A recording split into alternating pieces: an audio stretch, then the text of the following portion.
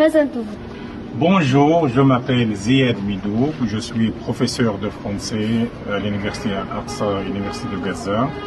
Et donc je suis enseignant, chercheur, écrivain, poète, d'écrivain d'expression française ici à Gaza, Palestine, depuis 25 ans. L'éducation avant l'agression. Sachez que l'éducation est sacrée en Palestine. Donc, avant cette agression terrible contre la population civile, l'école, le collège, le lycée, l'université étaient un lieu de savoir, d'échange, d'enseignement. Donc, le taux de scolarité en Palestine, et notamment dans la bande de Gaza, toujours dépasse 95%. Il n'y a pas beaucoup d'abstention.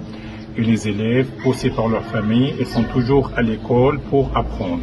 Et donc, les familles disposent beaucoup de moyens pour leurs enfants, pour qu'ils aillent à l'école.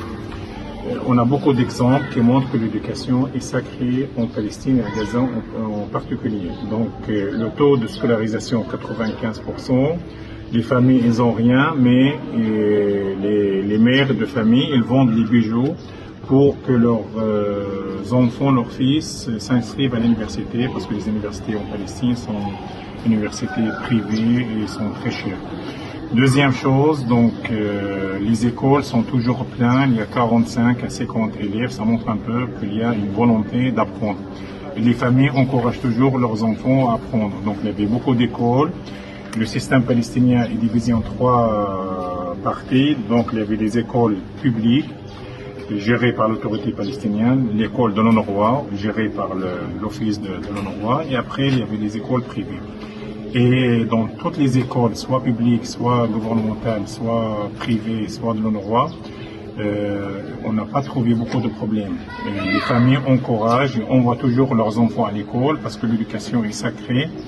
Et l'éducation est devenue une forme de résistance par la non-violence et surtout l'éducation est devenue une forme d'espoir parce que les Palestiniens, même avec le chômage, le blocus, la situation économique difficile, ils ne trouvent pas de travail, mais ils essayent toujours de trouver, d'envoyer leurs enfants à l'école, à l'université pour avoir un diplôme, parce qu'un diplôme dans la poche, c'est-à-dire un signe d'espoir pour l'avenir. L'éducation après l'agression. La guerre n'est pas encore finie, donc je vais parler de l'éducation et l'enseignement pendant cette agression. On est maintenant le 7 août, donc on est entré dans le 11e mois de cette agression horrible. Donc on peut dire qu'il y avait 5 atteintes à l'éducation. D'abord la destruction de beaucoup d'écoles. Il y a presque 500 écoles qui ont été détruites à Gaza, privées et publiques.